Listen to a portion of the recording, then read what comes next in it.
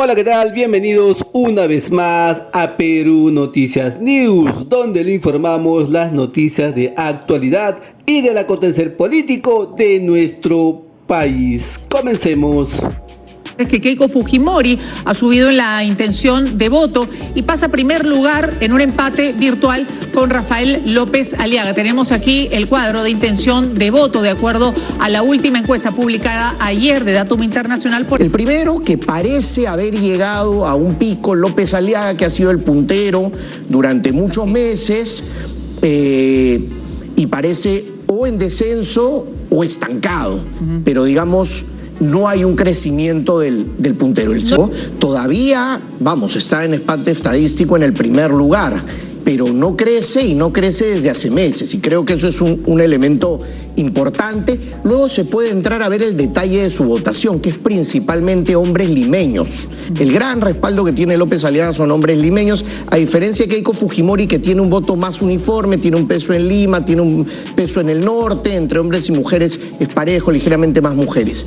El tablero, decíamos, entonces, electoral se va moviendo de acuerdo a las encuestas de cara a las elecciones del 12 de abril. Estamos a 34 días de las elecciones y todavía hay un grueso de indecisos, o en todo caso de quienes no votarían por nadie, que no le convence ninguna opción política hasta el momento.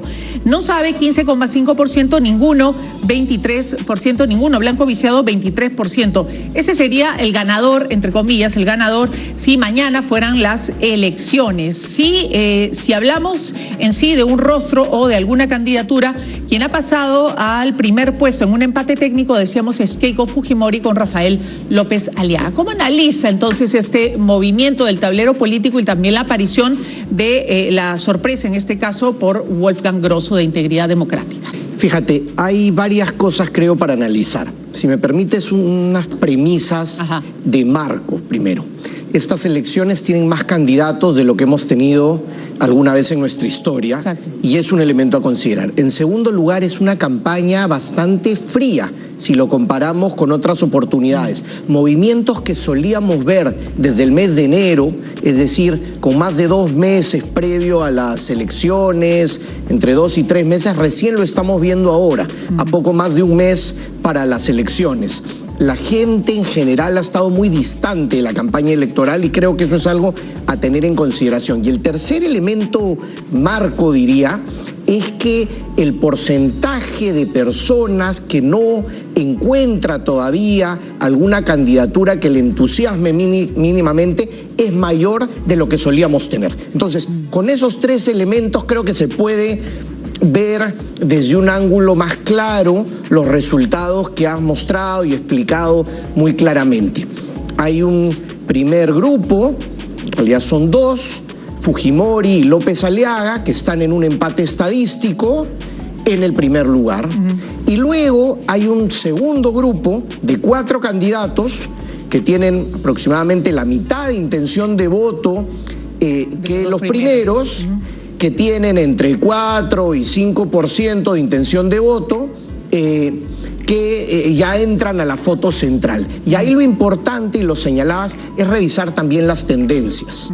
Porque en un proceso electoral no es solo importante cuánto respaldo tienes, sino de dónde vienes, cuál es tu tendencia. Y ahí lo que llama más la atención, creo, en esta encuesta son 3 elementos. El primero, que parece haber llegado a un pico, López Aliaga, que ha sido el puntero durante muchos meses, y parece o en descenso o estancado, pero digamos no hay un crecimiento del puntero. ¿No le ha funcionado esta, digamos, rivalidad de las últimas semanas con Fuerza Popular, el señalamiento, en este caso, de diversos temas y decisiones en el Congreso de la República y fuera de este? Creo que lo ha desgastado más en el debate público. Todavía, está en empate estadístico en el primer lugar, pero no crece y no crece desde hace meses, y creo que eso es un elemento importante. Luego se puede entrar a ver el detalle de su votación, que es principalmente hombres limeños. El gran respaldo que tiene López Aliaga son hombres limeños, a diferencia de Keiko Fujimori, que tiene un voto más uniforme, tiene un peso en Lima, tiene un peso en el norte, entre hombres y mujeres es parejo, ligeramente más mujeres. Y hay un segundo elemento, creo, importante analizar, que es la subida de Grosso. Porque claro, de poco más de 1% a superar el 4%. Todavía es un porcentaje bajo, pero es un salto relevante. Y ahí entro al tercer punto, que es el conocimiento en relación a los candidatos. A diferencia de lo que ocurre con Fujimori, López Aliaga o Acuña, que la gran mayoría de peruanos sabe quiénes son, hay otros candidatos, y en ese grupo se encuentra Grosso, que millones de peruanos todavía no conocen, ni por nombre ni por foto. Entonces hay un espacio ahí también para el crecimiento. No implica necesariamente que lo vayan a hacer, pero sí implica que el nivel de recordación es limitado a un sector que lo conoce. Hay un sector muy grande que aún no lo conoce. Llamaba la atención respecto a Grosso, digamos que el grueso de sus votantes son jóvenes, sí, ¿no? Los que van a votar por primera vez hasta los 25 años. Lo mismo que César Acuña, que tiene también un importante bolsón en los jóvenes. Ellos dos son los que más voto joven tienen. Correcto, y es interesante, efectivamente, en el grupo entre 18 y 24 años, los que más intención de voto muestran son Grosso y Acuña. La diferencia, como decía, es, por un lado, que Acuña es conocido por mucho más personas que Grosso. La segunda es que Acuña tiene su voto fundamentalmente entre el norte del país y el oriente. El voto de Grosso, digamos, está más dividido en Lima, que es un tercio del electorado aproximadamente. Grosso tiene mayor peso. ¿Él sería el outsider, digamos, de esta campaña hasta este momento? De Todavía es prematuro, digamos, tocaría ver si las tendencias se consolidan o no. Recordemos, ayer hacía el ejercicio de revisar qué pasaba hace 5 años en este momento y Johnny Lescano iba primero y al final no entró a segunda vuelta. Y faltando 5 semanas ser el primero en la intención de voto. O sea, frente a ese panorama todavía podríamos esperar cualquier cosa, teniendo en cuenta el tema de los que no saben por quiénes votarían, 15,5%, y los que hasta ahora dicen por ninguno, blanco viciado, 23%. Es el bolso más importante, ¿no? Efectivamente, Melissa, ese es un dato sumamente relevante, porque lo que nos quiere decir es que hay millones de peruanos que todavía no se deciden.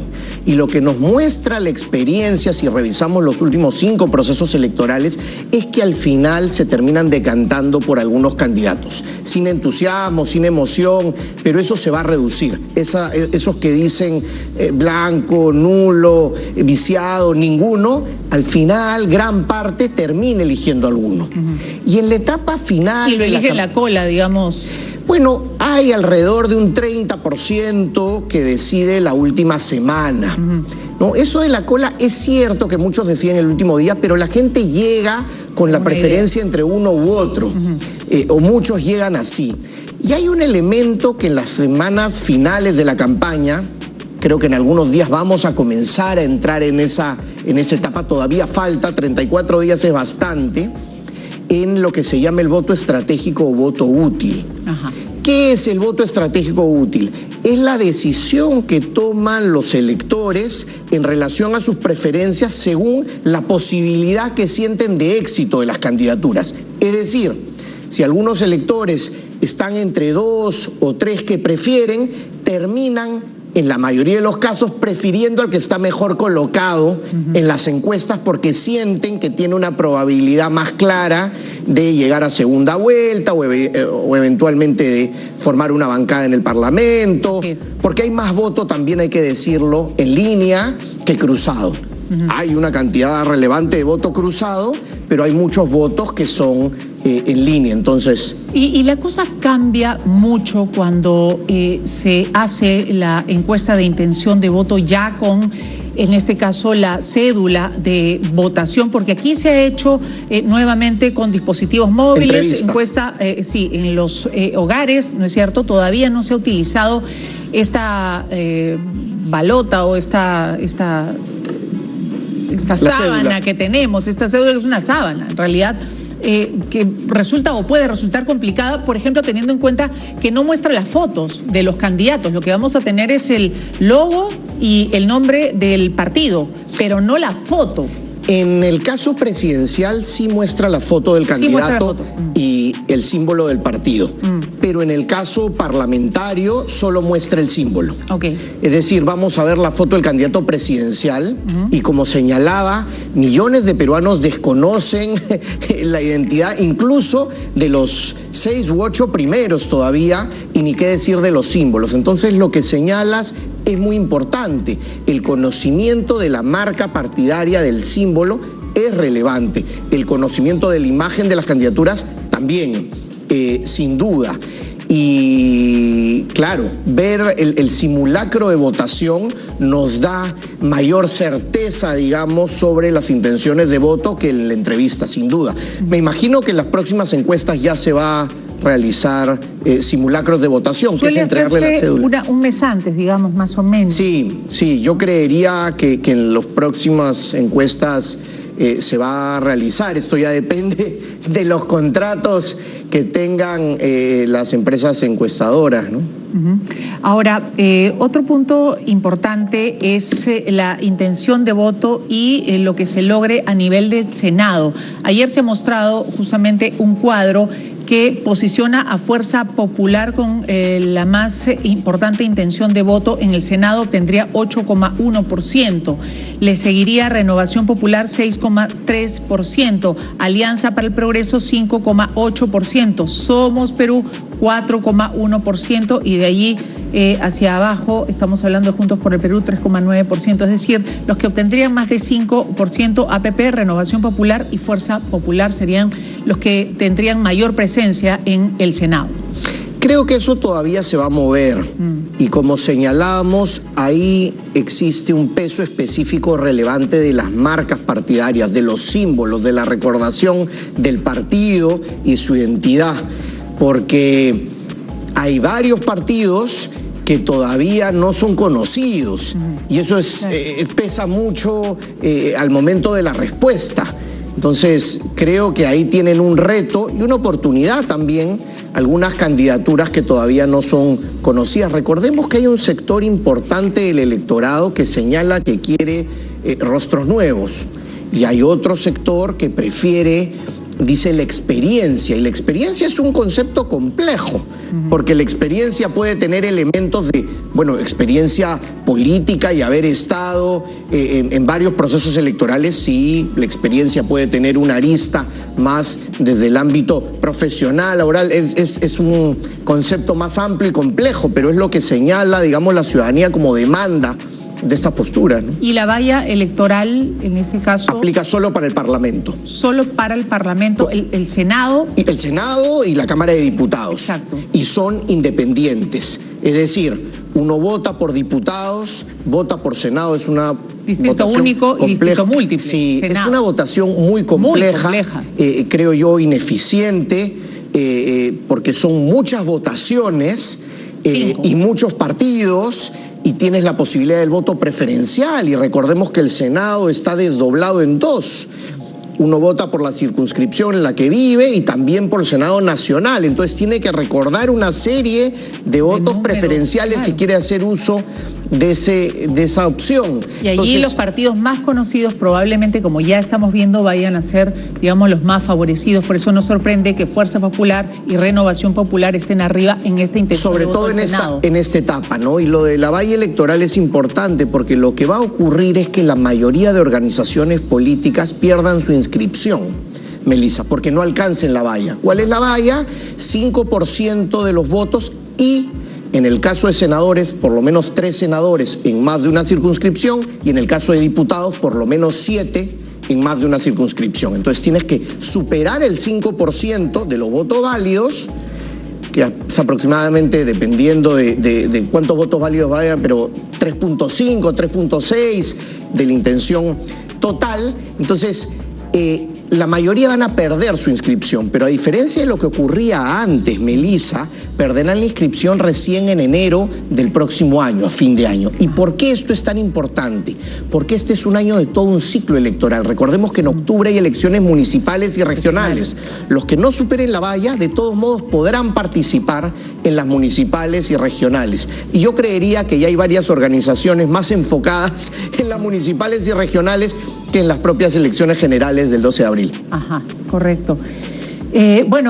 Complicada esta elección que decía todavía no se ha realizado esta encuesta de intención de voto con la cartilla, ¿no es cierto?, con esta sábana que nos van a presentar con 5 votaciones diferentes. Esta encuesta está mostrando hasta este momento un empate técnico entre Keiko Fujimori, que ha pasado a primer lugar, y Rafael López Aliaga, que está en el segundo, ambos en un empate técnico, y que nos ha mostrado, nos ha revelado como a la sorpresa, en este caso Wolfgang Grosso, que de 1,4% pasa a tener más del 4% de la aprobación. Ok amigos, finalizamos con esta información. No te olvides de dejarme tus comentarios, suscribirte a este canal y compartir este video con tus amistades.